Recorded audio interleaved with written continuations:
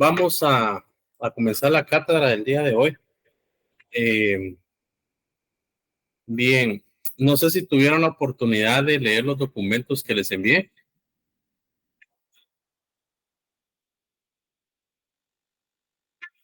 ¿Los leyeron, jóvenes, más o menos?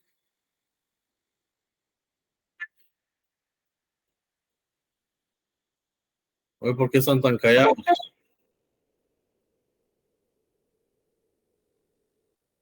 Bien, vamos a comenzar la cátedra del día de hoy. Se recuerdan que les había comentado que íbamos a tener un breve repaso desde el punto de vista que sí es importante que ustedes, pues obviamente tengan claro y tengan conocimiento sobre el derecho individual, porque al final todo lo que vamos a ver ahorita de derecho colectivo del trabajo surge específicamente de la necesidad que de una u otra manera nuestra población solicita o nuestra población tiene. Yo les voy a dar, obviamente, la doctrina, les voy a dar específicamente lo que regula la ley y ya después vamos a hablar sobre lo que pasa. De esa cuenta, ¿tuvieron la oportunidad de leer ustedes el convenio 87 y 98 que les envié? Jóvenes, necesito su colaboración. ¿Sí lo leyeron más o menos? ¿Cuántos documentos les mandé?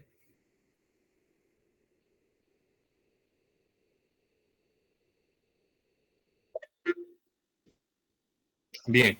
14, si no estoy mal. Gracias. Sí, son 14, licenciado. Sí, 14. Gracias. Bien. Es importante que ustedes, pues obviamente, si tienen alguna duda, vayan preguntando. Yo voy a tratar de ir avanzando con este breve repaso porque al final me voy a centrar y me voy a sintetizar más en la cátedra. Pero para iniciar, ¿qué creen ustedes? Ustedes ya les compartí el programa de estudio y ¿por qué creen ustedes que surge el derecho colectivo al trabajo? Dos preguntas a quien quiera contestarlas. Uno, ¿por qué creen ustedes con sus palabras que surgió el derecho colectivo al trabajo? ¿Y qué creen ustedes que surgió primero? ¿El derecho individual del trabajo o el derecho colectivo del trabajo? ¿El derecho colectivo, Lick? ¿Por qué? Muchas gracias por responder. ¿Por qué considera usted que el derecho colectivo? Licenciado, bueno, usted me corrige, Lick. Creo que ahí interviene lo que fue lo de las revoluciones, licenciado. Ok, ¿alguien más? Gracias, Jeffrey. ¿Alguien más? Adelante, Mónica, buena tarde. Buenas tardes, licenciado. No sé si me oye.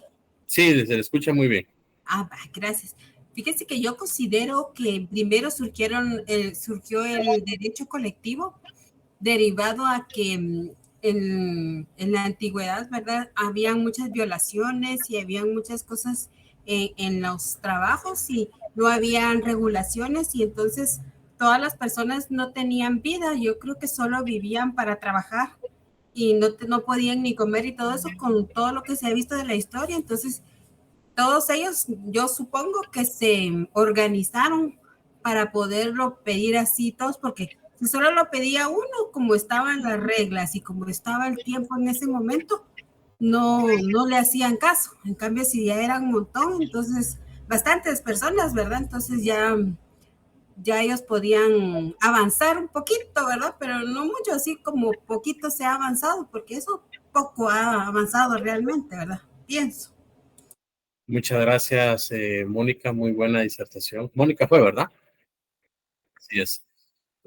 Gracias, Mónica. ¿Alguien más, jóvenes? Por favor, lo que ustedes piensen.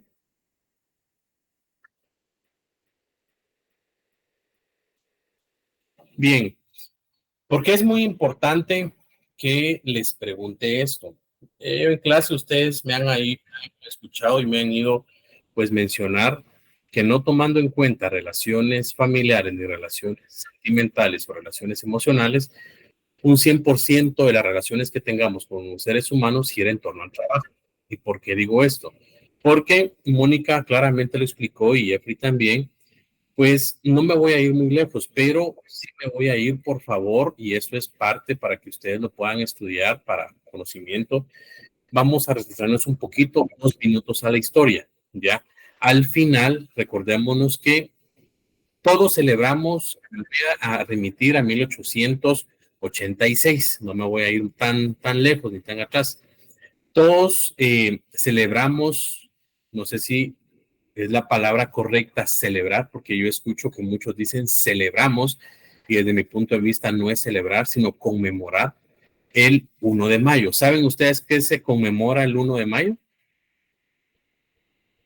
El Día del Trabajador. El Día del Trabajador. Ok. ¿El Día del Trabajador o el Día Internacional de los Trabajadores? Aquí estamos para platicar, jóvenes. Lo ideal sería que ustedes vayan platicando conmigo. ¿Qué consideran ustedes que es el Día del Trabajador o el Día Internacional de los Trabajadores? Internacional de los Trabajadores. Día Internacional. ¿Por qué consideran ustedes que... Gracias, Juan Carlos. Así es. Recordémonos que laboralmente uno viene a esta vida o nace. ¿Uno vive para trabajar o trabaja para vivir? ¿Jóvenes? Trabaja para vivir, licenciado. Gracias, Ingrid. Buenas tardes. Así es. Y en efecto, recordémonos que, y claramente lo estableció Mónica, primero, y los demás compañeros, lo que surge primero es el derecho colectivo del trabajo. ¿Por qué? Porque obviamente, si una persona reclamaba o establecía o mencionaba que estaba muy cansado por estar trabajando 18, 20, 22 horas al día, lo despedían. Por eso es, y yo les voy a poner a que ustedes puedan leer la historia, si ustedes ingresan específicamente a un libro o al internet, que todo está a la mano, lean la historia de los mártires de Chicago. Ahí, recordémonos que el día se estableció, o lo que ellos reclamaban era que el día se constituyó en 24 horas, pero el día está establecido en 3 divisiones: 8 horas para trabajo, 8 horas para dormir y 8 horas para la recreación o estar con la familia. De esa cuenta, después, pues obviamente ya viene la constitución de la Organización Internacional del Trabajo, estamos hablando de 1901, después ya viene, pues obviamente todo lo relacionado con los convenios internacionales del trabajo, ¿ya? Estamos hablando, lo dijo Jeffrey, lo de la Revolución Francesa, estamos hablando sobre la Constitución de la OIT, estamos hablando específicamente sobre la Convención de Filadelfia, que son documentos que ustedes tienen que leer, y ahorita en derecho colectivo del trabajo o derecho procesal colectivo lo deben de recordar. ¿Por qué? Porque eso nos va a servir específicamente para la cátedra que vamos a tener durante el semestre. ¿Me explico? Eso como primer punto. Entonces, una vez realizado esta manifestación, se logró reivindicar específicamente que los trabajadores no podían laborar más de 15 horas al día. De 22 horas se disminuyó a 15 horas. Pues obviamente eso fue un avance potencial que costó pues cantidad de vidas humanas, que recordémonos que ellos la huelga la iniciaron el 1 de mayo, pero en realidad el incidente o la quema fue específicamente hasta el 4 de mayo, pero todo se dirimine al 1 de mayo.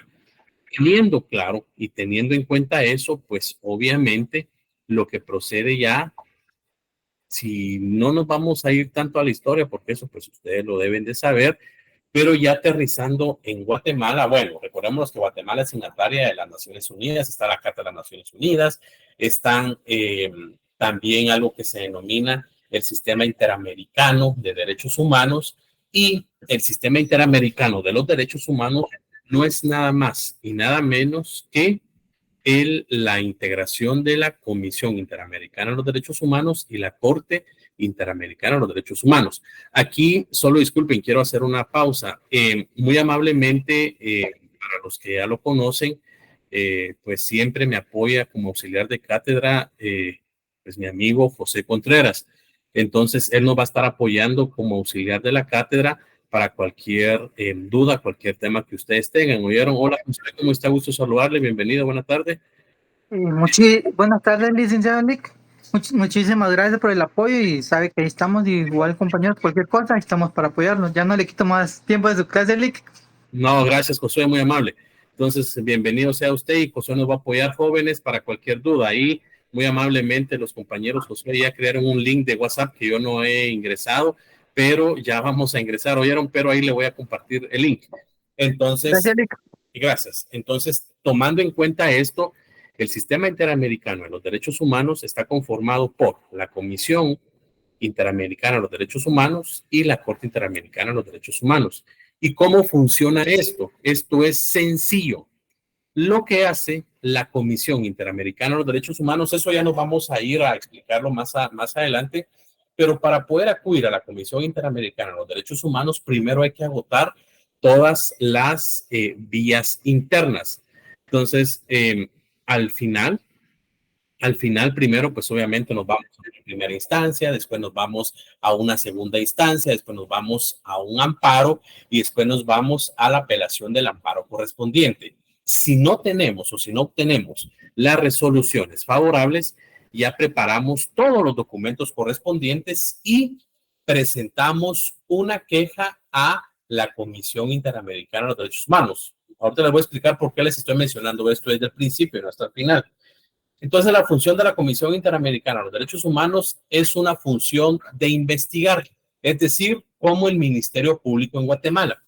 Y lo que hace es venir y como se somete a conocimiento de la Comisión Interamericana de los Derechos Humanos, ustedes han escuchado que establece que la Comisión Interamericana de los Derechos Humanos le otorgó medidas precautorias o le otorgó medidas garantistas a tal persona. Pasó con una ex candidata presidencial que se fue a la Comisión Interamericana y le otorgaron unas medidas precautorias. Entonces, la Comisión Interamericana de los Derechos Humanos otorga esas medidas hasta que se resuelva el proceso.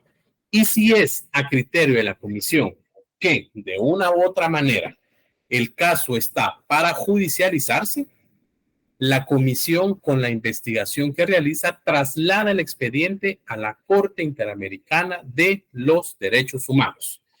¿Por qué les explico esto? Porque Guatemala es parte del Sistema Interamericano de los Derechos Humanos. A estas dos entidades o a estas dos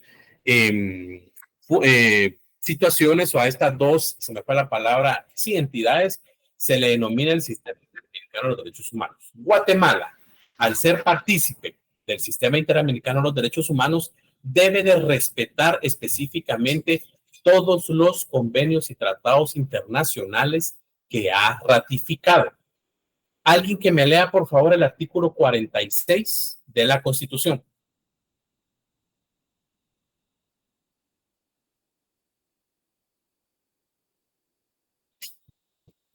¿Lo leo yo, licenciado? Por favor, Carla, buena tarde, gusto saludar. Buenas tardes. Artículo 46, preeminencia del derecho internacional. Se establece el principio general de que en materia de derechos humanos, los tratados y convenciones aceptados y ratificados por Guatemala tienen preeminencia sobre el derecho interno. Gracias. ¿Se recuerdan que les pedí que pudieran leer el artículo 27 de la Convención de Viena sobre el derecho de los tratados? ¿Me lo pueden leer, por favor? Buenas tardes, licenciado. Hola, Rosita, buenas tardes. Dice, artículo 26, pacta sunt servanda. Todo tratado en vigor obliga a las partes y debe ser cumplido por ellas de buena fe. Artículo 27. El derecho interno y la observancia de los tratados. Una parte no podrá invocar las disposiciones de su derecho interno como justificación del incumplimiento de un tratado. Esta norma se entenderá sin perjuicio en lo dispuesto en el artículo 46. Gracias, Rosita. 46 de la Convención, no de la Constitución, no se confunda. Ahí hay dos preguntas, una que es para el curso y otra respuestas a dos preguntas, una que es del curso y otras que no. En los privados a ustedes les van a preguntar que cuál es el fundamento legal en los convenios internacionales sobre el pacta sunt servanda. Rosita lo acaba de leer en el artículo 26, ¿ya? Entonces eso guárdenlo, por favor, que es para su futuro. ¿Por qué leemos el 26, el 27? Porque ningún estado puede, de una u otra manera, invocar su normativa interna para no darle cumplimiento a la normativa externa. Y aquí viene lo que más adelante, y apunten esta palabra, por favor. Ojo, lo vamos a ver en el repaso, no en las clases. Se denomina el control de convencionalidad. Eso lo vamos a ver el próximo jueves o el próximo martes, ¿ya? Entonces, ¿por qué menciono esto? Guatemala ha ratificado convenios de la Organización Internacional del Trabajo, OIT. ¿Ustedes consideran que los convenios de la Organización Internacional del Trabajo son en materia de derechos humanos o no son en materia de derechos humanos?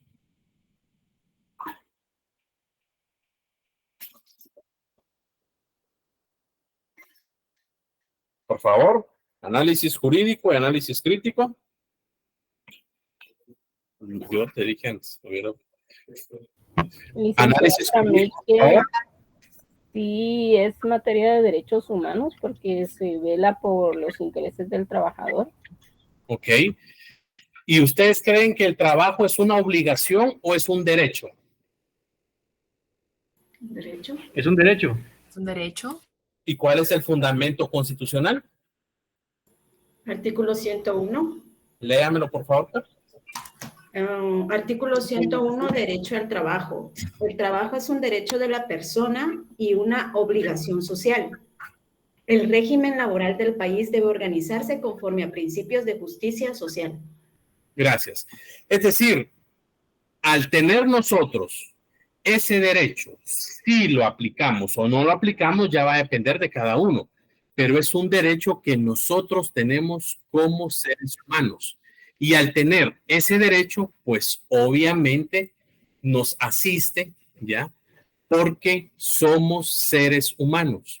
Y al ser seres humanos, si yo le digo a Mónica, Mónica, venga a trabajar conmigo y le voy a pagar 5,000 quetzales al mes. Y Mónica me dice, no, Lee, yo quiero pues aprender y yo me conformo con que me pague 300 quetzales al mes. Yo sé que no lo va a aceptar nunca, pues, pero es un ejemplo. Entonces le digo, no, Mónica, véngase por favor. Ahorita voy, Luis. Véngase por favor y yo le pago 5,000. No, Lick, porque yo quiero aprender. Y con 500 que usted me pague, pues, y mi comida, yo trabajo. ¿Ustedes creen que es correcto lo que Mónica está diciendo y la ley la ampara y la ley la protege? ¿Por qué? Aquí vamos a hacer análisis, estimados amigos. Adelante, Luis. Luis Armando. Dígame, Luis. Buenas tardes, licenciado. No, comentando lo mismo que yo pienso igual, ¿verdad? Que es un derecho por el tema constitucional. Igual, incluso hay amparos por eso que Guatemala ha rectificado. Por ejemplo, por consultas que hacen, yo he visto las noticias y sí han interpuesto amparos por ese tema laboral. Así es, gracias, Luis. Gracias por su intervención. Adelante, Luis David. Buenas tardes, licenciado. Buenas tardes. A mi criterio, pues, dependiendo de la situación, sí se pudiera llegar a dar entre las relaciones especiales de trabajo como un trabajo de aprendiz. Sin embargo, se tendría que cumplir con ciertos requisitos y por el otro lado también, para optar a un trabajo, no se puede restringir o disminuir las garantías laborales constitucionales. Gracias, Luis. Eso, miren, vamos a necesitar análisis, porque aquí de esto se trata la clase. Alguien que me lea el 106 de la Constitución, por favor. ¿Se recuerdan que les puse tarea que leyeran el 101, el 103, el 102 completo y el 106? ¿Alguien que me lea el 106, por favor? Lo leo yo. Irrenunciabilidad. Irrenunciabilidad de los derechos laborales. Los derechos consignados en esta sección son irrenunciables para los trabajadores, susceptibles de ser superados a través de la contratación individual efectiva y en la forma en que fija la ley.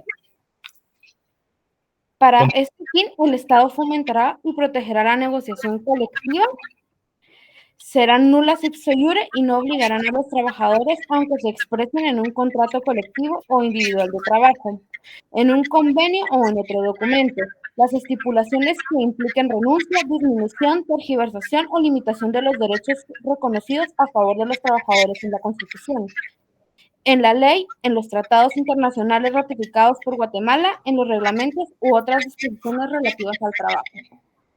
En caso de dudas sobre la interpretación o alcance de las disposiciones legales, reglamentarias o contractuales en materia laboral, se interpretarán en el sentido más favorable para los trabajadores. Ok, gracias, Joshua María o María. Aquí vamos a tener la integración de los principios. Este último párrafo que acaba de leer María, ¿se recuerdan ustedes cuando vieron los principios del derecho del trabajo en general? Y aquí estamos hablando del principio de indubio pro operario. Ese está aplicado sobre la norma más favorable y la condición más favorable. Entonces, aunque Mónica me diga, sí, Lick, yo me voy a trabajar con usted y le voy a, por favor, solo págueme 500 quetzales, podemos tener, pues obviamente, esa intervención correspondiente, pero al final, cuando finalice la relación laboral, ella tiene el derecho de emplazarme para poder demandarme y el juez obligadamente, pues va a fallar a favor de ella. ¿Por qué digo esto? Porque, sí, Rosita. Aun cuando el artículo 170 diga que los aprendices pueden tener una retribución del Código de Trabajo 170, que pueden tener una retribución a conveniencia de las partes, aún así se puede hacer una, pues lo puede demandar a ella por lo que no le devengó según el salario base. Claro, ¿por qué? Porque al final hay que establecer los aspectos siguientes. ¿A qué me refiero? Ahorita voy a iniciar. Si el trabajo es específicamente, recordémonos que nadie puede ser sometido a un trabajo, ¿ya? Sin una retribución decorosa y honorable. Y el trabajo de aprendiz, obviamente, es por un tiempo específico. El trabajo de aprendiz es 5 o 6 meses, lo más. Pero humanitariamente no se puede realizar un trabajo no se puede hacer un contrato de aprendizaje pagándole 500 quetzales a una persona. Aquí vuelven ustedes y realizan el análisis de la integración. Hay un principio en derecho de trabajo que lo mencioné mucho en el semestre pasado. ¿Se recuerdan cuál es? Bueno, mencioné varios, pero ¿se recuerdan ustedes cuando les mencionaba sobre el principio de realismo? ¿Y cuál es ese principio de realismo? Es el que estudia al individuo en su realidad social. Así es. ¿Y con 500 quetzales se puede vivir al mes? No. Entonces, aunque de una u otra manera, Mónica me diga, está bien, Lick, yo me voy, ahí sí puede ella venir y demandarme. Y de hecho hay sentencias, porque aquí vamos a integrar todo el tema eminentemente judicial. ¿Por qué digo esto? Adelante, Nim, si usted quiere hablar, disculpe. Sí, licenciado, perdone, con respecto a lo que comentó la compañera, yo tengo una duda. Con respecto a eso, por ejemplo, si se hubiera un contrato firmado por la persona que acepta las condiciones, de igual manera podría demandar a la empresa por la totalidad de sus prestaciones, incluyendo el salario mínimo, aunque no fue lo acordado en el contrato. Así es. ¿Por qué NIMSI? El derecho nos han enseñado a todos, el NIMSI, compañeros, en el derecho nos han enseñado, o en la universidad, perdón, nos han enseñado que el derecho está integrado, está compuesto de dos vertientes, derecho público y derecho privado. ¿Se recuerdan ustedes? Derecho privado está integrado por derecho civil, derecho mercantil y derecho notarial. Me siguen ahí la secuencia, ¿verdad? Cuando hablo del derecho civil, cuando hablo del derecho mercantil y cuando hablo del derecho notarial, pues obviamente es ley entre las partes. Y es decir, que lo que acordemos entre las partes se debe de cumplir.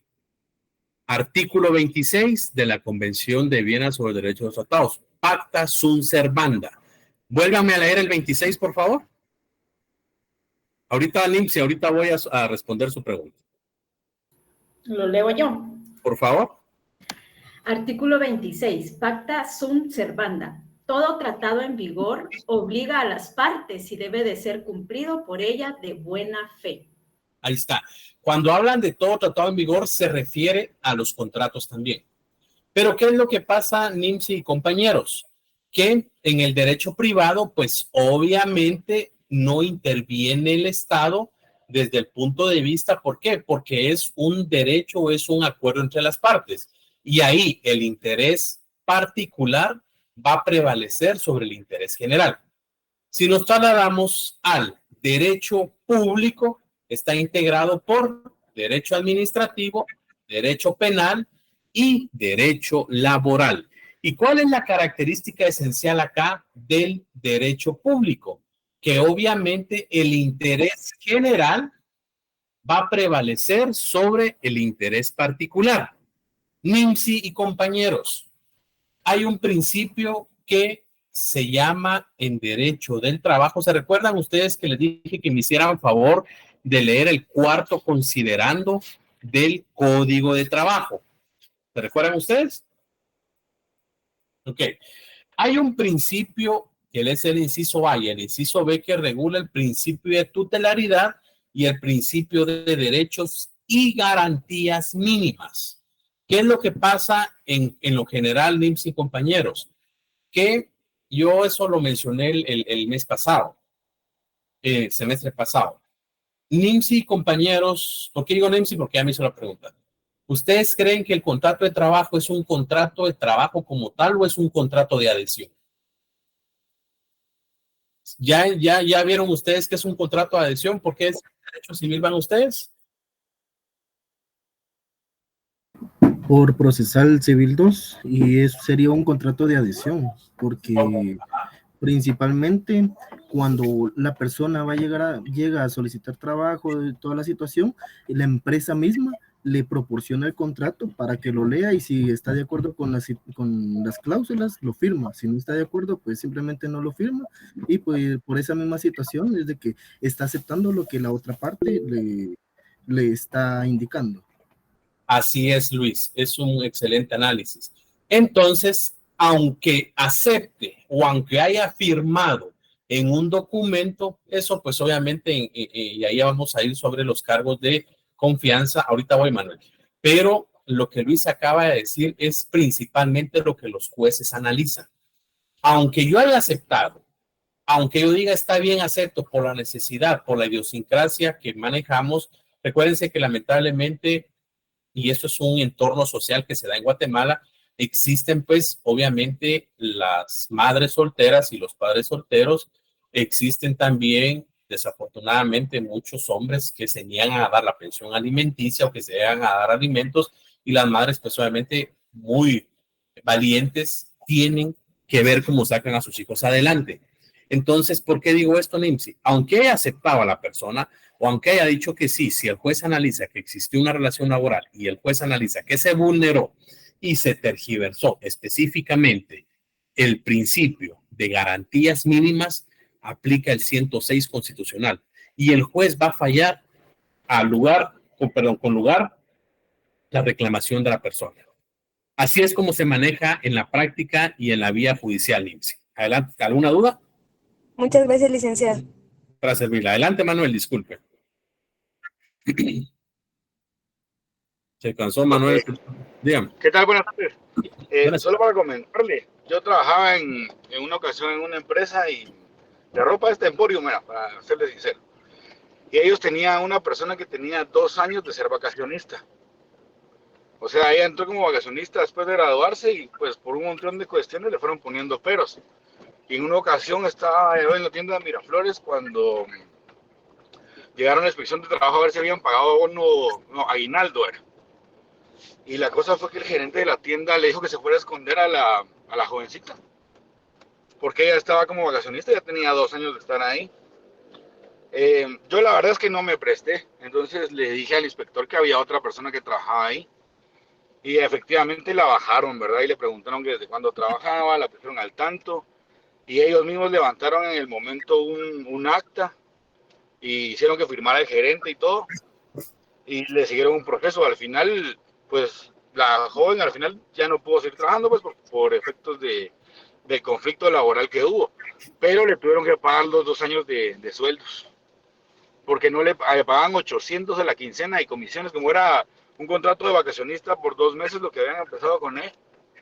Pero la relación se mantuvo por 2 años. Entonces, yo ese tiempo sí me di cuenta que la inspección pues actuó de oficio, ¿verdad? No hubo cómo se quitaran ellos el clavo ese y tuvieron que pagarle los salarios caídos. Solo quería contar la anécdota, ¿verdad? Porque me parece que va al punto que aunque ella había aceptado, digamos, la condición de vacacionista por tanto tiempo, igual la inspección no lo topó y de todos modos abrieron un expediente y pasó a caso, pues, laboral, ¿verdad? Hasta que le pagaron a ellos los sueldos que no le habían dado. Solo era la anécdota que quería. Muchas gracias, Manuel. Como primer punto, felicitaciones por la acción que hizo, porque todos los guatemaltecos deberíamos de tener esa acción, porque obviamente, ¿qué es lo que pasa como guatemaltecos? Si yo estoy bien, no me importa si el prójimo está bien, ¿ya? O sea, felicitaciones, no es por congraciar con usted por esa acción que tuvo y cuando dice yo no me aguanté, está muy bien, pues, porque hay muchas personas que están siendo vulneradas en sus derechos. Les dije... Como gente de derecho, digamos, que estudia la carrera, no puede permitir ese tipo de acciones, ¿verdad? Y más que todo para que quedara una constancia de la empresa. Pues son malas prácticas, pues creo que son deplorables el hecho de tener gente así. Entonces, pues sí, me arriesgué, ¿verdad? Y la verdad es que no me sancionaron porque al final yo no estaba haciendo nada, pues se hubiera visto como alguna venganza o revancha si me hubieran querido perjudicar, pero yo sí ahí sí que les puse el dedo, ¿verdad? Los funé. Está bien, adelante, Nancy. Perdón, licenciado, ya que el compañero está ahí opinando con respecto a algo que le sucedió a él, pues yo vi en un caso, yo trabajé en el área de recursos humanos de una empresa, de la cual no voy a decir el nombre, pero contrataban personas bajo este contrato de aprendiz y cada 6 meses le renovaban el contrato si quería seguir trabajando. Obviamente no ganaban ni el mínimo ni las prestaciones, ¿verdad? Y pues era una planilla fuera de lo normal, o sea, no estaba incluida en la planilla normal de prestaciones. Entonces, por eso era mi duda más que todo también con respecto a lo que le pregunté, licenciado.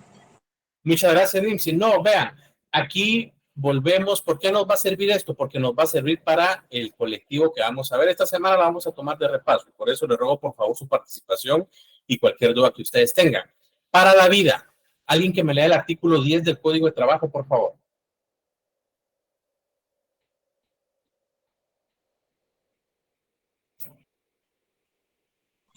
Artículo 10. Se prohíbe tomar cualquier clase de represalias contra trabajadores con el propósito de impedirles parcial o totalmente el ejercicio de los derechos que les otorgue la Constitución, el presente código y sus reglamentos o las demás leyes de trabajo o de previsión social o con motivo de haberlos ejercido o de haber intentado ejercerlos. Gracias, Rosita. ¿Por qué les digo esto? En algún momento, si Luis, se me fue la pantalla, Luis, le habían dicho algo, pues obviamente él hubiera mencionado el artículo 10 del Código de Trabajo. Es más, los inspectores de oficio consignan específicamente que se prohíbe cualquier tipo de represalias. Eso lo vieron ustedes el año pasado cuando vieron la conformación del Ministerio de Trabajo, es decir, Inspección General de Trabajo, Dirección General de Trabajo, el Despacho Superior, ¿ya? Entonces, de esa cuenta, miren, en Guatemala hay excelentes patronos. Yo tengo la bendición y la oportunidad de asesorar a muchos patronos que obviamente unos por naturaleza quieren ser cumplidos y otros pues nos ha ido, he ido disciplinándolos y haciéndolos entrar en razón para que cumplan con la ley. Y obviamente hay patronos que dejan mucho que desear. ¿Y qué es lo que pasa con estos malos patronos? Lo que pasa con estos malos patronos es, volvemos a 1886, la explotación laboral y surge el derecho colectivo del trabajo. Cuando surge el derecho colectivo de trabajo, Guatemala, pues obviamente como parte de las Naciones Unidas, como parte específica de darle cumplimiento a la normativa internacional y de ser signatario de la Carta de las Naciones Unidas, del haber estado dentro de la comisión, dentro de la presidencia y la vicepresidencia de las Naciones Unidas 1946, 47, 48, al haber ratificado convenios internacionales fundamentales de gobernanza y técnicos, obligatoriamente tiene que cumplir y darle ese cumplimiento que de una u otra manera la redundancia tiene que realizar con los convenios. Por eso, si no lo leyeron, por favor, les ruego que vuelvan a leer o lean el convenio 87 sobre la libertad sindical y el convenio 98 sobre la negociación colectiva. ¿Por qué digo esto? Vamos a saltarnos un poco, ya teniendo claro la negociación de los pactos colectivos. Recordémonos que nuestro primer código de trabajo se promulgó en el año de 1947, ¿ya? Y después, pues obviamente existió una reforma en el año de 1961. Aquí yo en la clase siempre, para los que ya me conocen, siempre les voy a dar preguntas para la vida y preguntas para los privados. Alguien que me lea, por favor, la primera página o qué número de decreto tiene su código de trabajo.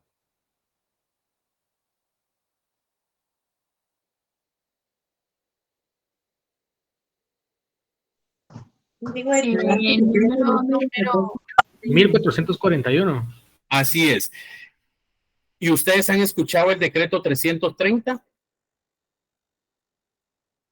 Es el anterior. Ok. ¿Cuál creen que es? ¿El decreto 330 o el 1441? El de ahora, el 1441. Ok. ¿Por qué, Carlita? Porque es el que que fue reformado en el año de 1961. Okay. Gracias, Carla. ¿Alguien más?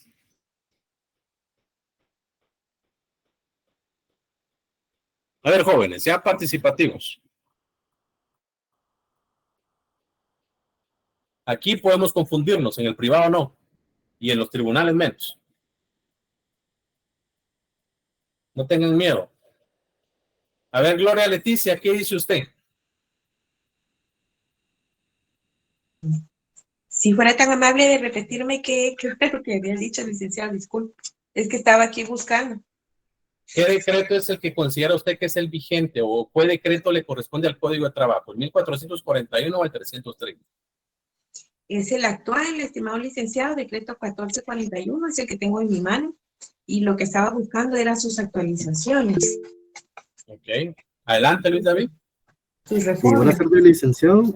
Tengo entendido de que únicamente se reformaron algunos artículos y que le cambiaron el número de decreto de 330 a 1441. También atendiendo al capítulo segundo de las disposiciones derogatorias y finales, en el artículo segundo dice: se derogan los artículos 432, 433, 434 y 435 del decreto 330 del Congreso de la República, reformado por el decreto presidencial 570, así como las demás disposiciones que expresamente se consignan en el texto de esta ley y las que se oponen a su cumplimiento. Muchas gracias, Luis. ¿Por qué les pregunté esto? Ni los propios abogados saben esto. El decreto que le corresponde al Código de Trabajo, lo expliqué en clase, es el decreto 330. ¿Por qué? Porque el decreto 330 se promulgó obviamente en el año de 1947, ¿ya?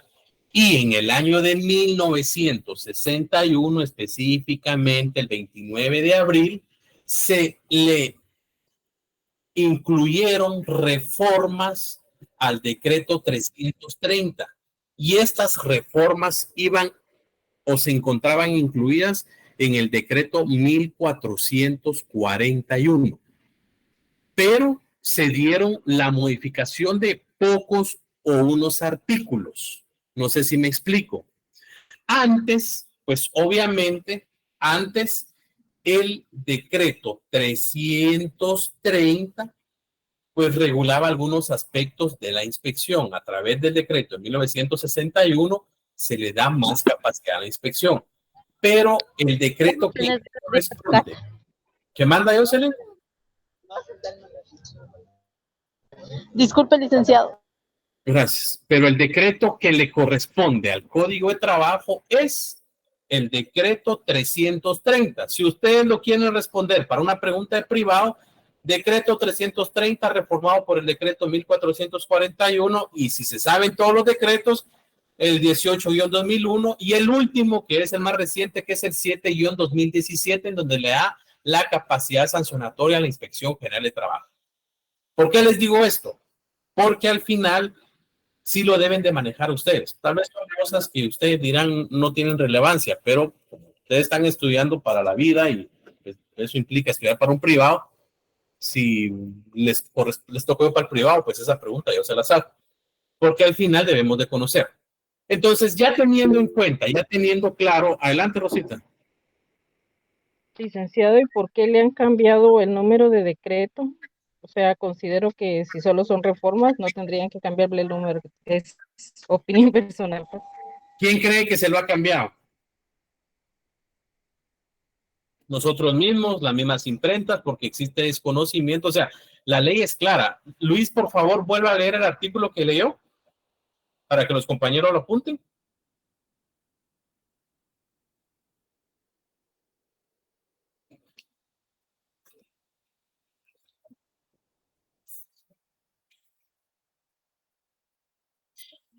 Luis, ¿está por ahí? ¿Qué se fue? Licenciado, sí. Está en el título 17º, capítulo único, capítulo 2 de las disposiciones derogatorias y finales, en el artículo 2. Así es. Léalo, por favor. Artículo 2. Se derogan los artículos 432 al 435 del decreto 330 del Congreso de la República, reformado por el decreto presidencial 570, así como las disposiciones que expresamente se consignan en el texto de esta ley y las que se oponen a su cumplimiento. Gracias. Si se da cuenta, Rosita y compañeros, el artículo 2 no regula, se deroga el decreto 330. Solo regula, se derogan los artículos 432, 33, 34, 35. O sea, eso no es un error del Congreso, eso es un error de nosotros mismos por no darle lectura de manera correcta a los artículos. Entonces, no es que se le esté cambiando el nombre, simplemente lo hemos aplicado mal. Y el decreto que está vigente es el decreto 330, el cual fue reformado por el el decreto 1441, el cual, si lo quiere ver como está acá, reformado por el decreto presidencial 570, reformado por los demás decretos que han pasado, reformado por el decreto 18-2001 y reformado por el decreto 7-2017. ¿Me explico? Entonces, así, o sea, no es que le hayan cambiado el nombre, lo que le cambian el nombre son los de la imprenta, o incluso nosotros los abogados por no leer, pero no, el nombre no se le ha cambiado. Entonces, teniendo ya el nacimiento del derecho colectivo del trabajo, ya es más fácil venir y sentar las bases y los precedentes de un derecho individual del trabajo. ¿Por qué? Porque si de manera colectiva se estableció que de una u otra manera todas las personas tenían el derecho de trabajar 8 horas diarias, lo más 10, 12 horas diarias, eso ya se trasladó de un derecho colectivo a un derecho individual. Entonces, por eso es que se da una reforma en el año de 1961 a través del decreto 1441. ¿Me explico? ¿Por qué? Porque al final el decreto 330 es del año de 1947, es decir, 3 años posteriores a que se dio la revolución de 1944. Y en esa revolución, pues obviamente existieron muchas falencias que faltaron, muchos aspectos que faltaron incluir en el Código de Trabajo. Cuando se da el derrocamiento de Jacobo Arbenz en 1954, ¿se recuerdan ustedes de eso? Historia de Guatemala. ¿Cómo está en Historia de Guatemala? Ahí sí nos vamos a poner a repasar, pues, porque eso ya lo tenemos que saber desde los básicos. Entonces, ahí se da otra reforma cuando Castillo Armas llega al poder, se da una viabilidad y se da la reforma de 1961 y se da una inclusión a esos derechos. Primer punto. Entonces, como primer punto, no sé si quedó claro, Rosita y compañeros. Sí, licenciado, gracias. Ok, entonces, como primer punto, como es un repaso obviamente que nos va a durar esta y la otra clase, el derecho individual del trabajo, pues obviamente se incorpora o se contempla de instituciones. ¿Qué son instituciones? Pues obviamente son las normativas y son los preceptos que rigen al derecho del trabajo. Y ahí encontramos como instituciones los elementos personales. Y los elementos personales del derecho individual del trabajo los encontramos en el artículo 1, 2, 3, 4, 5 y 6 del Código de Trabajo. El contrato individual del trabajo, que obviamente lo encontramos en el artículo 18, 19 y 20, que ya vemos todo lo referente con las condiciones, el qué, cómo, cuándo. ¿Se recuerdan ustedes todo eso?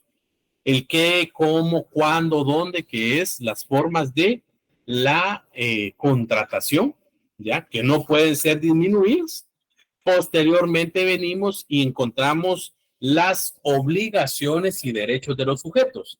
Y ya nos toca leer del artículo 61, 62, 63, 64 del Código de Trabajo. Posteriormente ya nos corresponde hablar sobre la suspensión del contrato del trabajo. ¿Se recuerdan ustedes eso? Derecho del trabajo 1, derecho del trabajo 2. ¿Por qué la suspensión? Y ahí lo encontramos en el artículo 65, 66, 67 y 68 del Código de Trabajo. ¿Por qué les digo esto? Porque ya van a ver ustedes que en una negociación de un pacto colectivo, regularmente lo que se hace es venir y mencionar estos artículos con una mejora. Alguien, Mónica creo que fue, o Joshua, que me leyó el 106 del Código de Trabajo, de la Constitución, el cual regula susceptibles de ser superados a través de la contratación individual o colectiva. Es decir, superación de las garantías mínimas, principio del derecho del trabajo, principio general. Pero también existe el principio de capacidad de pago. ¿Se recuerdan ustedes cuál es ese principio de capacidad de pago, jóvenes?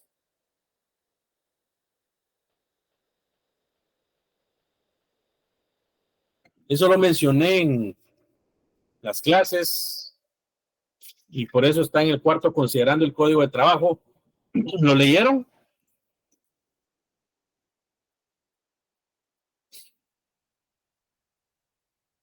Lean, por favor, el inciso T del cuarto considerando el Código de Trabajo. B, perdón, B.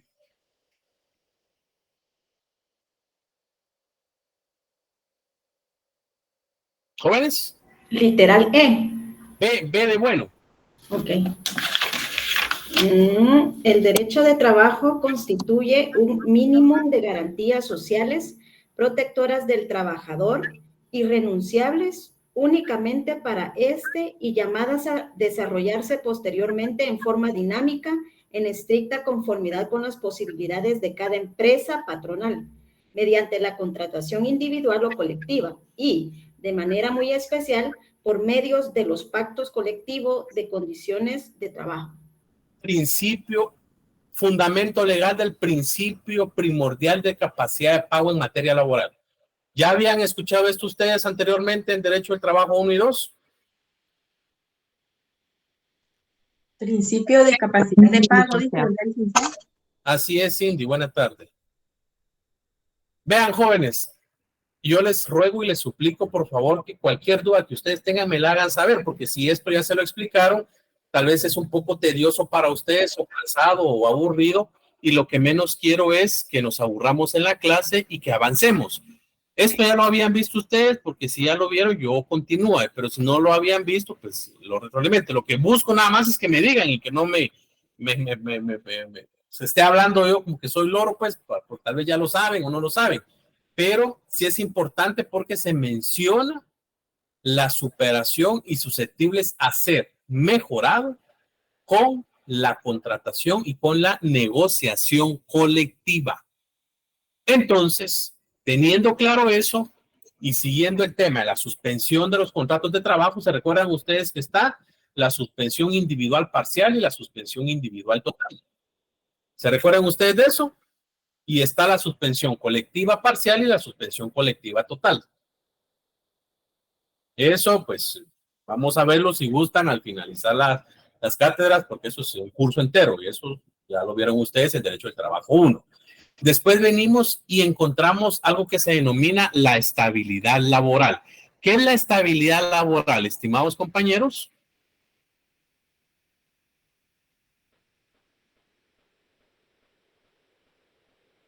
Es el tiempo que usted ha elaborado, licenciado.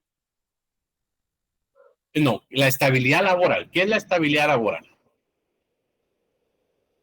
En mis propias palabras, sería la capacidad que tiene una empresa para darle trabajo de manera formal a una persona. Ok. ¿Alguien más? Adelante, por favor. En mi opinión, es la certeza que tiene una persona que va a poder contar con su trabajo por tiempo indefinido. Así es, María. Adelante, Nancy, adelante, Edward. Para mí es la continuidad que la empresa le brinda al trabajador. Como dice, la estabilidad, o sea que no en cualquier momento va a ser despedido, sino que sí se cuenta con la seguridad de permanecer laborando. Ok. Todos los que estamos aquí, bueno, no sé si todos, pero la mayoría de los que vivimos para el sustento diario, todos manejamos algún presupuesto, todos tenemos una tarjeta de crédito que de una u otra manera utilizamos, como decimos coloquialmente, para paliar esos gastos que de una u otra manera tenemos, pagos de gasolinas, pago de supermercados, y cuando recibimos nuestro salario a fin de mes, pues obviamente pagamos eso. No sé cómo se manejan ustedes, pero un porcentaje muy alto nos manejamos así. La estabilidad laboral lo dijo claramente, se me perdió. Lo dijo, no la encuentro. Ahorita me recuerdan por María Gabriela. Creo que María Gabriela fue, o ustedes me corrigen. Entonces, es la certeza que tiene el ser humano de que va a contar con su trabajo y no va a ser despedido sin ninguna causa. Y la estabilidad laboral existe un refuerzo en convenios internacionales. ¿Y por qué? Porque ustedes van a escuchar que yo menciono muchos convenios internacionales en esta clase, porque es negociación colectiva. Y les ruego, por favor, que ustedes puedan leer el protocolo, por eso se los puse acá, el protocolo adicional a la Convención Americana sobre Derechos Humanos en materia de derechos económicos, sociales y culturales, conocido regularmente como el Protocolo de San Salvador. Y vean lo interesante que nos regula este protocolo en el artículo 7, condiciones justas, equitativas y satisfactorias del trabajo. Y vean lo que establece el inciso D.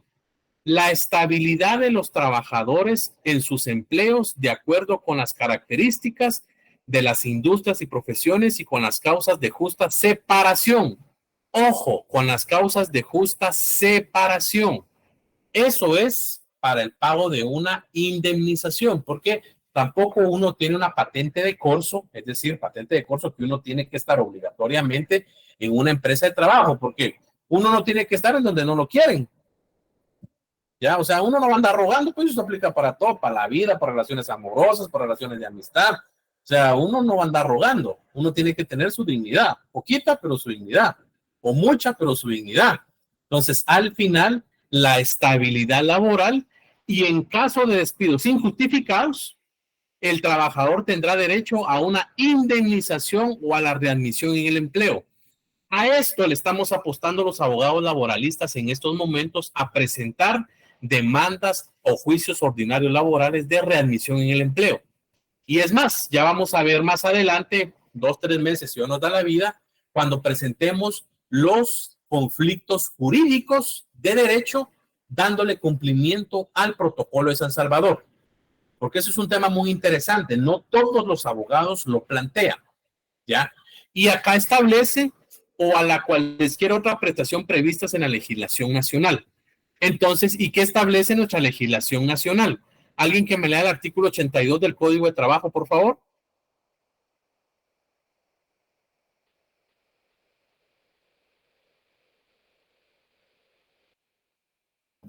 Artículo 86. Artículo 82 del Código de Trabajo. Okay. Artículo 82. Si el contrato de trabajo por tiempo indeterminado concluye una vez transcurrido el periodo de prueba, por razón de despido injustificado del trabajador o por alguna de las causas previstas en el artículo 79, el patrono debe pagar a éste una indemnización por tiempo servido equivalente a un mes de salario por cada año de servicios continuos, y si los servicios no alcanzan a un año, en forma proporcional del plazo trabajado. Para los efectos del cómputo de servicios continuos, se debe tomar en cuenta la fecha en que se había iniciado la relación de trabajo, cualquiera que ésta sea. La indemnización por tiempo servido se rige además por estas reglas. A. Su importe no puede ser objeto de compensación, venta o cesión, ni puede ser embargado, salvo en los términos del artículo 97. B. Su importe debe calcularse tomando como base el promedio de los salarios devengados por el trabajador durante los últimos 6 meses que tenga de vigencia el contrato y el tiempo que haya trabajado, si no se ha ajustado dicho término. C. La continuidad del trabajo no se interrumpe por enfermedad, vacaciones, licencias, huelga legal u otras causas análogas que según este código suspenden o no terminan el contrato de trabajo. D. Es nulo ipso iure la cláusula del contrato que tienda a interrumpir la continuidad de los servicios prestados o por prestarse. Y E. El patrono que despida a un trabajador por causa de enfermedad o invalidez permanente o vejez no está obligado a satisfacer dicha indemnización siempre que el asalariado de que se trate esté protegido por los beneficios correlativos del Instituto Guatemalteco de Seguridad Social y quede devengando desde el momento mismo de la cesación del contrato una pensión de invalidez, enfermedad o vejez cuyo valor actual sea equivalente o mayor a la expresada indemnización por tiempo servido. Si la pensión que cubre el Instituto Guatemalteco de Seguridad Social fuere menor, según su valor actuarial que informe la expectativa de la vida del trabajador, determine dicho instituto, el patrono queda obligado únicamente a cubrir la diferencia. Si no gozare de dicha protección, el patrono queda obligado a pagar al trabajador la indemnización por tiempo servido que le corresponda. Ahora, gracias, Gabino. Yo sé que leo bastante. Ese último tema, si nos da tiempo, lo vamos a ver tal vez cuando finalicemos colectivo, que eso se denominan juicios ordinarios en materia de previsión social. Que ahí nos vamos a ir a la ley orgánica del Instituto Guatemalteco de Seguridad Social, nos vamos a ir a los acuerdos correspondientes de la Junta Directiva del ICS. Pero, ¿qué pasa? Entonces, y no se me vaya de la pantalla, por favor, Gabino. ¿Qué es lo que pasa? Si nos despiden, nos tienen la obligación de pagar los salarios, las prestaciones irrenunciables y también nos tienen que pagar la indemnización. Ojo, aquí hay una confusión, porque dicen, en el Estado obviamente se le puede pagar a un trabajador hasta un máximo de 10. ¿De 10 qué? De 10 meses. ¿Fundamento legal? Adelante, Iris. Adelante, Iris. Ahorita le digo. Lick, disculpe, solo tengo una duda con respecto a lo de estos contratos que, por ejemplo, yo tuve la oportunidad de trabajar unos eventos para migración y ahí la gente vive una psicosis horrible porque sus contratos son de 6 meses, no se los renuevan, entonces ya ni siquiera trabajan bien y algunas cosas que uno les pide, dice uno, bueno, es que ya vamos para afuera, ya ellos ni le ponen importancia al trabajo. Pero estos despidos que tiene esta gente es porque ellos no denuncian o porque está perfectamente permitido que a los 6 meses la gente la despiden, viene nueva, con cada cambio de director, con cada cambio, incluso se ven los cambios de gobierno, de que se va toda la gente y viene la gente nueva. Y ahora, antes los contratos eran por 1 año y ahora son por 6 meses. Entonces mi pregunta es si eso es completamente legal o es porque los empleados no se quejan. Porque de hecho Migración tiene 2 sindicatos, ¿sí? Y ninguno de los 2 sindicatos hace por estos trabajadores. Gracias, esa es una excelente pregunta. Hay varias razones y varios aspectos con lo que uno no tiene que jugar. Uno jamás tiene que jugar con la dignidad del ser humano, con la necesidad del ser humano y con el corazón del ser humano. ¿Ya? Entonces, ¿qué es lo que pasa? Que no es que esté permitido, lo que pasa es que el hecho, Iris y compañeros, que nosotros vengamos haciendo una acción de determinada manera no significa que es lo correcto. Usted mencionó 6 meses. Yo le puedo decir que en la SBET, yo le puedo decir que en muchas secretarías lo que están haciendo ahorita es firmar contratos por 3 meses. Y eso es jugar con la necesidad del ser humano. Y más que jugar con la necesidad, con la dignidad del ser humano. Entonces, ¿qué es lo que pasa? Muchos dicen, la contratación bajo el subgrupo o bajo los reglones presupuestarios que regula el manual de clasificación de presupuestario del Estado, no es malo. Eso lo hablamos el semestre pasado con los compañeros, ya que hay algunas compañeras que pues se recordarán de eso. No es malo ese tipo de contrataciones, no es malo el 029, no es malo el 182, 183, 189, no es malo el supernumerario. Lo que es malo es venir y realizar una simulación laboral. Es decir, venir y establecer una contratación y que de manera semestral o trimestral se le esté renovando a la persona, fácilmente cuando lleguen a presentar un juicio ordinario de declaración de la relación laboral y como consecuencia accesoria. ¿Se recuerdan, compañeros, cuando vimos las clases de sentencias?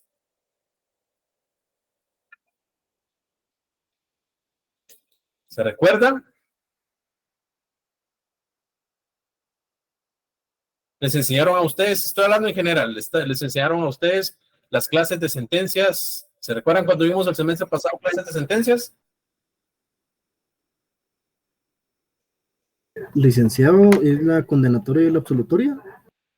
Sí, sí, está bien, condenatoria y absolutoria, pero también se recuerdan que existen sentencias con una pretensión y con doble pretensión. ¿Se recuerda, compañeros? ¿Les enseñaron eso? Sí, absolutorias y condenatorias. Y cuando son obviamente condenatorias, existen las sentencias con una pretensión y con doble pretensión. Es decir, con una pretensión es que persiguen que se declare un derecho que ya está preestablecido en la ley.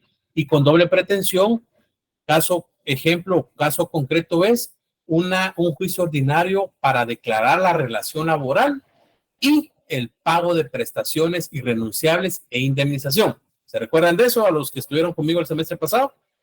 Que lo que se busca es que se declare la relación laboral porque existe una simulación y por ende, al declarar la relación laboral, se declara específicamente el pago de prestaciones irrenunciables y el pago de indemnización. Entonces, Iris y compañeros, no es permitido, no es correcto. Lo que pasa es que, a ver, todos tenemos necesidad del trabajo, pero nosotros mismos hemos permitido que de una u otra manera esos comportamientos se den con nosotros. Y claro, eso no es justificable, pues, porque todos tenemos comida, personas que mantener, pero el Estado debe de priorizar y garantizar la estabilidad laboral de los trabajadores que están trabajando para ellos. Y la iniciativa privada lo deben de hacer también. Y déjeme comentar, Liris, que eso no solo pasa en el Estado, eso pasa en las entidades privadas también.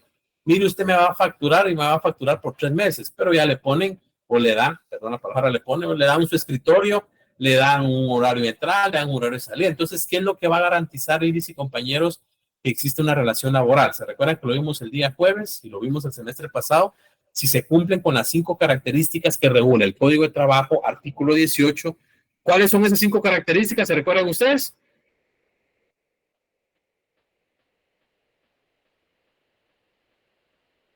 A ver, Andrea Lucía, muy buena tarde. Buenas tardes, licenciado.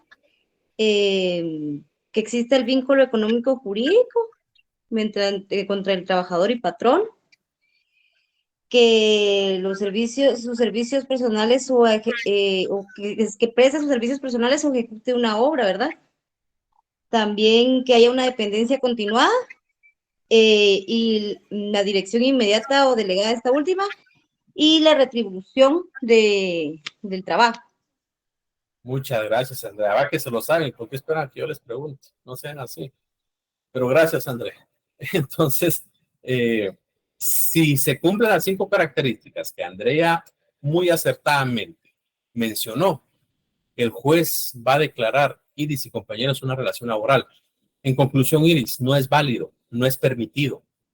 Y ahí se tienen, si de verdad se manejara el Estado, pues como se tendría que manejar, ahí se pondría a establecer un juicio civil de deducción de responsabilidad y funcionarios públicos, que es un juicio sumario, para deducir responsabilidades a los funcionarios que están permitiendo esa contratación. Pero se me fue el nombre de quien me leyó ustedes, pero alguien más que me lea.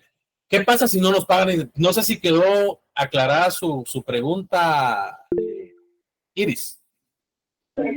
Sí, quedó aclarada, pero otra consulta también que cuando yo estuve ahí, precisamente que hablaban de esa psicosis que vivían ellos por esa inestabilidad, cuando despidieron a una, que era una de las, yo hice la elección de reina de ellos, que era una de las candidatas de ellos, y entonces ella me dice, no puedo hacer nada porque en el sindicato me dijeron que el Estado no puede demandar al Estado. Entonces que no podían hacer prácticamente nada. Eso es como los han adoctrinado a ellos, que no pueden hacer nada porque el Estado no puede demandar al Estado.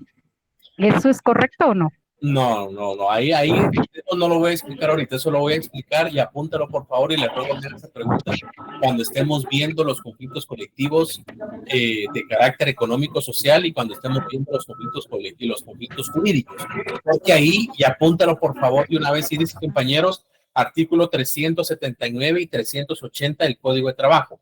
Ahí nos vamos a ir específicamente a un despido específico cuando existe un emplazamiento, coloquialmente se le denomina emplazamiento, eso ya es parte del contenido, pero eso es cuando existe un proceso presentado ante el Estado en donde de una u otra manera no se puede finalizar una relación laboral si no existe una orden judicial.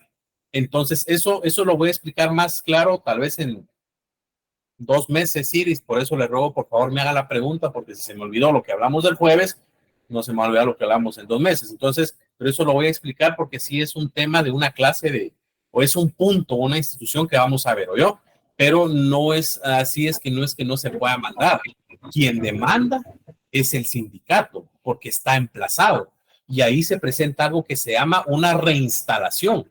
Y la reinstalación correspondiente, quien la presenta es el comité ejecutivo o los representantes del sindicato. ¿Por qué? Porque existe un conflicto colectivo de carácter económico-social planteado ante los órganos jurisdiccionales. Y ahí es donde vamos a entrar a ver lo que se denomina un tribunal de conciliación y un tribunal de arbitraje, pero no es así lo que le dijeron. Yo, Iris, por eso ustedes están aquí para aprender. Pero les ruego nada más, me recuerdo, ¿yo? Gracias, Lick. Ok, entonces, ¿qué pasa? Como estamos en un repaso, ¿qué pasa si no nos pagan? ¿Qué pasa si nos despide el trabajador, el patrón y no nos paga específicamente la indemnización? Alguien que me lea el artículo 78 del Código de Trabajo, por favor, inciso B. B de bueno. Sí. ¿Te lo leo, Lick? Por favor, Carmen, muy buena tarde. Buenas tardes. Artículo 78, inciso B. A título de daños y perjuicios, los salarios que el trabajador ha dejado de percibir desde el momento del despido hasta el pago de su indemnización hasta un máximo de 12 meses de salario y las costas judiciales. Perdón, léame también el epígrafe, léame el primer párrafo del 78, o sea, desde donde empieza. Artículo 78.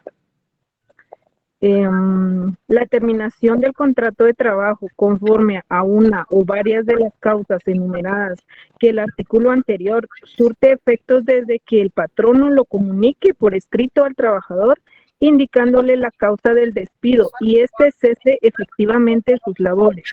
Pero el trabajador goza del derecho de emplazar al patrono ante los tribunales de trabajo y previsión social antes de que transcurra el término de prescripción, con el objeto de que pruebe la justa causa en que se fundó el despido. Si el patrono no prueba dicha causa, debe pagar al trabajador, y ahí le voy a leer el inciso A. Entonces, ahí paremos.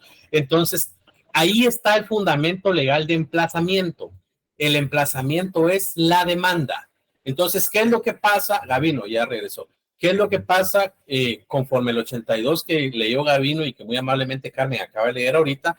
Pues obviamente si el patrono no nos paga la indemnización que nos corresponde, tenemos el derecho y tenemos la obligación de demandarlo. Y obviamente, ahí ya viene lo que de una u otra manera se regula en la prescripción. ¿Qué es la prescripción, estimados amigos?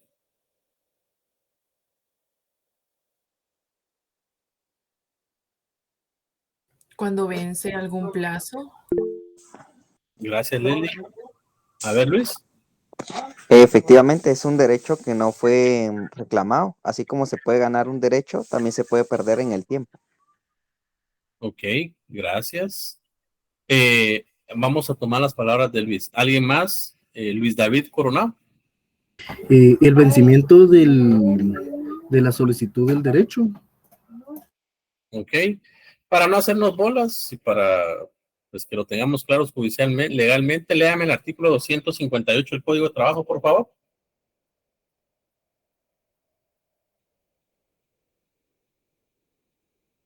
¿Lo puedo leer, Yolik? Por favor, Leli, buena tarde. Buena tarde. Artículo 258. Prescripción es un medio de librarse de una obligación impuesta por el presente código o que sea consecuencia de la aplicación del mismo mediante el transcurso de cierto tiempo y en las condiciones que determina este capítulo. El Gracias. derecho de... Okay. Ahí, ahorita vamos con usted, Leli. Recordémonos doctrinariamente, vamos a tomar las palabras de Luis. Recordémonos que la prescripción, pues obviamente es el medio por el cual uno se libra de cierta obligación. Pero recordémonos que en derecho civil, que es el derecho general, existen dos clases de prescripción. Prescripción extintiva y prescripción adquisitiva. ¿Se recuerdan de eso?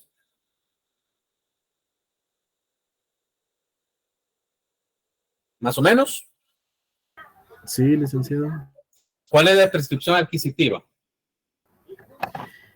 Cuando por el transcurso o el paso de tiempo se puede adquirir un derecho. Por ejemplo. La titulación supletoria. Así es, la titulación supletoria o lo que se denomina la subcapión. Exactamente. Entonces ahí les ruego yo, por favor, que lean 650, 51 y 52 del Código Civil. ¿Ya?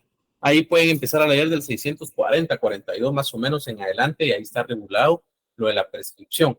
Entonces, ¿qué es lo que pasa? Y ahora sí, Leslie, por favor, les ruego me pueda leer el 260 del Código de Trabajo. Artículo 260. Los derechos de los trabajadores para reclamar contra su patrono en los casos de despido o contra las correcciones disciplinarias que se les apliquen prescriben en el plazo de 30 días hábiles contados a partir de la terminación del contrato o desde que se les impusieron dichas correcciones respectivamente. Gracias. Y de una vez leamos, por favor, es decir, léame el 263, por favor. Artículo 263.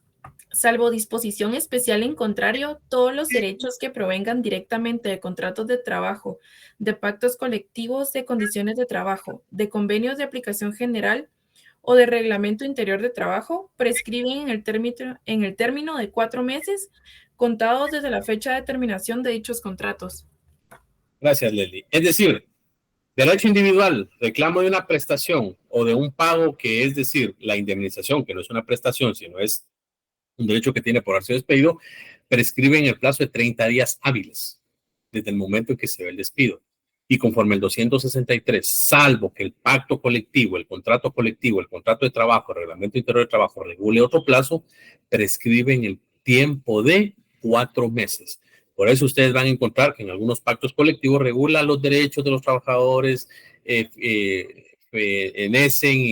que establecen en este pacto, prescribe en el plazo de 2 años, 3 años, porque es negociación colectiva. ¿Me explico? Entonces, por eso es un tema muy importante manejar la prescripción. ¿Ya? Karina dice, pero pregúnteme, Karina, ¿este plazo también aplica para presentar un conflicto colectivo? No, ahí vamos a entrar a ver ya cuando estemos viendo específico. Conflicto colectivo se puede presentar en cualquier momento. El conflicto colectivo de carácter económico-social se puede presentar en cualquier momento, siempre y cuando el pacto colectivo esté ya vencido o ya no esté vigente o esté pronto a vencer. Eso lo vamos a ver en su momento, ¿ya? Y después, pues obviamente vienen las jornadas de trabajo. Las jornadas de trabajo, pues obviamente eso ya lo vieron ustedes, específicamente con relación a clases de jornada de trabajo que existen: jornada diurna, jornada nocturna, jornada mixta, jornada ordinaria, jornada continua, jornada discontinua, 8 horas, 7 horas, 6 horas. ¿Se recuerdan de todo eso? Sí, licenciado. Eso no es necesario explicarlo, ¿verdad? Bien. Y los regímenes especiales del trabajo. ¿Cuáles son los regímenes especiales del trabajo? Pues obviamente el trabajador de los niños, niñas y adolescentes, el trabajo de niños y adolescentes, que obviamente no está vigente por el convenio 138 de la Organización Internacional del Trabajo. Ahí lo tenemos que relacionar con el convenio 182 de la OIT, que es sobre las escuelas de forma de trabajo infantil, y el acuerdo gubernativo 256-2006, si no recuerdo, que es el reglamento de esta norma o de este convenio. Y también vamos a establecer el trabajo de aprendizaje, el trabajo de las personas en mar, pero eso ya es un tema específicamente que es una clase. Yo quisiera saber si tienen alguna duda de todo lo que acabo de ver, porque al final este es el primer repaso sobre el derecho individual del trabajo. Esto, ¿por qué le estoy dando? Porque obviamente les prometí el día jueves que íbamos a dar un repaso de esta semana, pero es importante que ustedes refresquen y recuerden estas instituciones porque nos van a servir para el derecho colectivo.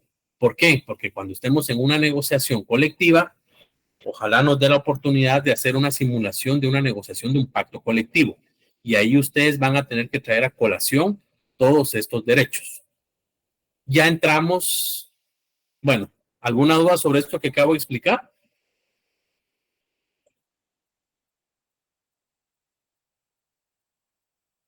Por el momento, en mi caso, todo bien, mil gracias. Gracias, Carmen. ¿Alguien más?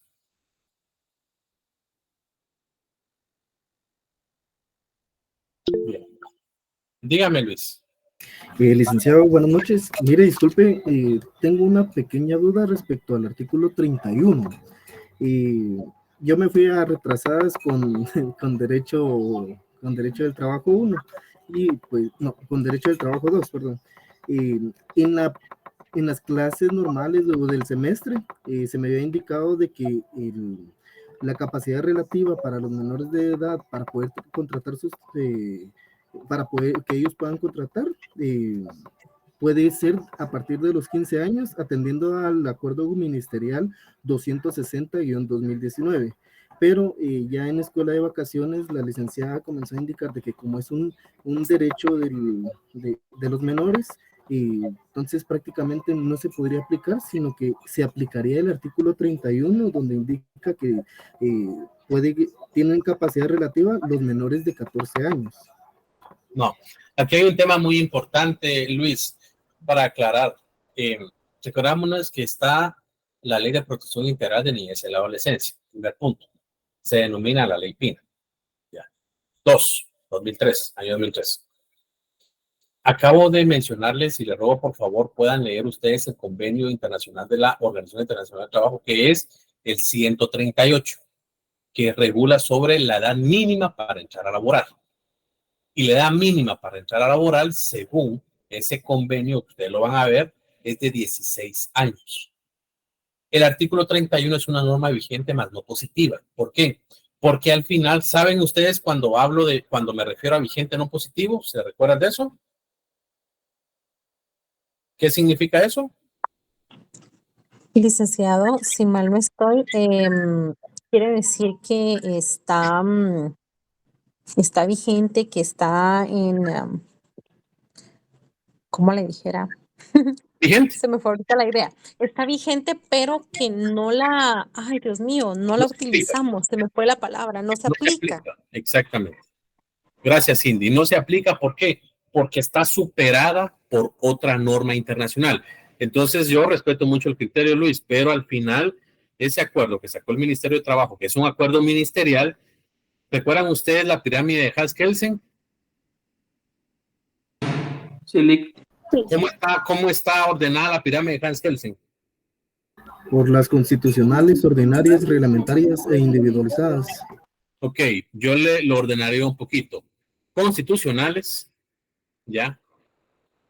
Convenios internacionales, siempre y cuando sean en materia de derechos humanos. Ordinarias, reglamentarias e individualizadas. Cuando hablamos de individualizadas, estamos hablando de sentencias específicas. Y la reglamentaria y un reglamento no puede ser superior a una norma ordinaria, ni mucho menos a un convenio internacional.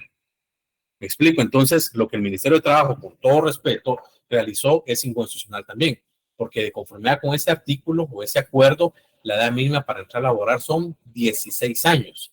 Hace una excepción de 15 años, siempre y cuando se logre justificar. Por eso es que ustedes, cuando van a la Inspección General de Trabajo y el 151, 150 del Código de Trabajo, lo regula que se daba un permiso. Ahora ya no dan permiso, ahora lo que dan es una carta nada más. Entonces, yo respeto lo que le dijeron, Luis, pero la edad mínima son 16 años, excepcionalmente 15 años. Aunque el convenio, yo le rogaría lo lean, dice o regula 18 años. ¿Me explico? Sí, licenciada, es que realmente sí tenía al menos la noción de que tendría que ser aplicado el convenio 138. Asimismo, pues nos habían indicado de este acuerdo ministerial, pero la licenciada nos comenzó a indicar de que la edad mínima era de 14 años porque así lo regulaba el Código de Trabajo y porque era un derecho del trabajo. Yo respeto mucho, yo no, habemos 44,000 colegiados y al final pues cada quien da su curso. Yo lo que les puedo decir es que, perdón la modestia, con la experiencia que yo he tenido, ya les comenté la experiencia y obviamente se aplica desde un punto de vista institucional. Y ahorita voy a hablar. Y el Ministerio de Trabajo no puede venir y emitir un reglamento que va en contra de un convenio internacional, que va en contra de un código de trabajo. Porque al final el derecho, ¿se recuerdan ustedes cuando vimos la inversión de la carga en la prueba? La inversión de la carga en la prueba significa que si Luis David Coronado me dice que él está vendiendo un carro, él tiene que probar que ese carro es de él. Pero en derecho de trabajo, si Luis Coronado, a excepción de demostrar que es una relación laboral, el reclamo de jornada extraordinaria, el reclamo de ventajas económicas, que él debe probarlo, la carga de la prueba se le imputa al patrono, ¿ya? Entonces, en derecho de trabajo, la inversión de la carga de la prueba es para el patrono, a excepción de esos tres aspectos. En derecho de trabajo se va a aplicar específicamente el principio de indubio pro operario. Y es más, internacionalmente, ustedes han escuchado que existe el principio pro homine o pro persona. Eso lo expliqué yo, y el principio de indemnidad. El principio pro homine, el principio pro persona significa protección a la persona. Y Convención de los Derechos del Niño, ¿ya? Ley de Protección Integral de la Niñez y la Adolescencia, un niño o una persona menor de edad es niño hasta los 13 años. De los 13 a los 18 años se le denominan adolescentes, a los 17 años. ¿Y por qué creen ustedes de dónde viene la palabra adolescentes? Adolecen de conocimiento.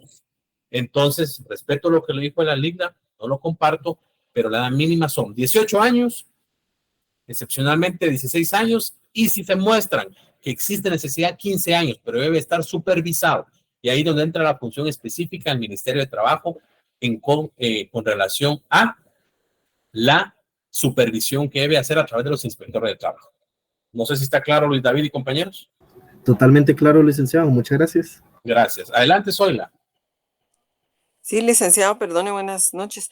Es con referencia al tema de la edad mínima para trabajar. Digamos que mi hija pues tiene 17 y gracias a Dios pues ya sabe inglés, ¿verdad? Entonces quiere trabajar en un call center. ¿Es necesario sacar una carta de autorización, por ejemplo, No, para vacacionar? no es que le den carta. Ella puede ir al ministerio. El ministerio lo único que le va a dar no es un permiso. El ministerio le va a decir, mire, estos son sus derechos, porque el ministerio ya no puede, o sea, el ministerio desde hace 10, 12 años dejó de dar esa carta. Entonces, lo que le van a, o esa autorización, lo que le van a pedir es una autorización de los padres. Y al final, pues ustedes van a determinar si le dan o no la autorización. Pero si ella va al Ministerio de Trabajo, o puede que el call center, cubriéndose las espaldas, le diga, mire, tráigame la hojita que le doy al Ministerio de Trabajo. O le van a decir, tráigame la autorización, pero el ministerio no le otorga ninguna autorización. El ministerio lo que le otorga es un documento en donde le regula, esto no es una autorización. ¿Ya? Y eso le iba a decir yo, Luis. Entonces, si al final, lo que está haciendo el ministerio, porque esa administración, los ponen a ver un video, les dan un trifoliar. Entonces, solo les otorgan una hojita en donde están sus derechos, pero no les van a dar ninguna autorización. Si les sirve, lo que el call center les puede pedir es una carta de autorización de los padres. De los padres, que firman los padres, ¿verdad? Así es. Ok, licenciado, gracias, muy amable. Gracias, Luis. ¿Alguna principio pro homine? ¿Qué significa? Pro persona, protección a la persona. Y principio de indemnidad, principio de cuidado, principio de salud, principio de deber de cuidado. Es decir, cuidar o establecer que una persona entra sana y salva a su trabajo y de esa misma manera sale sana y salva al final del día. Principio de indemnidad, principio pro homine, principio pro persona. Estos tres principios los relacionamos con el principio de tutelaridad y principio de indubio pro operario. La norma más favorable y la condición más favorable. Disculpen que tal vez sea muy repetitivo y algunos conceptos ustedes ya lo saben, pero vuelvo y repito, si ya lo saben, por favor, con toda confianza, díganme, Lee, que eso ya lo sabemos y paso a la página. Por favor, ¿oyeron? Porque es muy importante para mí que ustedes tengan, tal vez suena un poco egoísta cuando digo es importante para mí, pero sí es importante para mí que ustedes tengan esos conocimientos para que vayan con la secuencia cuando esté hablando de los conflictos colectivos, de los pactos colectivos, cuando esté hablando del arreglo directo, de la vía directa, cuando esté hablando de los sindicatos, cuando esté hablando de sindicatos blancos, sindicatos rojos, sindicatos colorados, los sindicatos amarillos, me explico, porque ya ustedes van a saber cuando estamos hablando de libertad sindical, de negociación colectiva. Entonces, ¿alguna duda de lo que acabo de explicar, jóvenes?